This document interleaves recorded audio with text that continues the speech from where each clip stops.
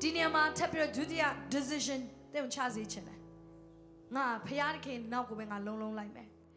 ငါအောင်မြင်လဲငါဖခင်နောက်ကိုပဲဆက်လိုက်မယ်ငါဟာကျမ်းစာနဲ့အညီငါဘဝအသက်ရှင်မယ်ငါနှုတ်ကပတ်တော်ကိုပြောမယ်နှုတ်ကပတ်တော်ကပြောလာပြီဆိုလဲငါချက်ချင်းလုပ်မယ်ဖခင်ကကျွန်တော်ကိုစကားပြောပါသင်ဘဝအသက်တာမှာဆုံးဖြတ်ချက်ချခြင်းနဲ့စက္ကတ်ခြင်းနဲ့ဆိုရှေ့ကိုလာခဲ့ပါကျွန်မသင်ဖိတ်ခေါ်ခြင်းတာဖြစ်တယ်ရှေ့ကိုလာခဲ့ပါသင်ဖခင်ကတည်းကစက္ကတ်ခြင်းနဲ့သင်ဘဝကိုဖခင်ကိုပေးခြင်းနဲ့ငါနှုတ်ကပတ်တော်ကပြောလိုက်ပါမဆိုလုံးမယ်နှုတ်ကပတ်တော်ကျွန်တော်ကိုဖွင့်ပြပါနှုတ်ကပတ်တော်ကျွန်တော်ကိုစကားပြောပါကျွန်တော်ဒီနေ့ကနေစပြီးနှုတ်ကပတ်တော်နဲ့များများအချိန်ယူမယ်ဖခင်စကားကိုပို့ပြီးတော့နားထောင်မယ် decision ချပါဆုံးဖြတ်ချက်ချမယ်ချိန်ရောက်ပြီဖြစ်တယ်မိတ်ဆွေ hallelujah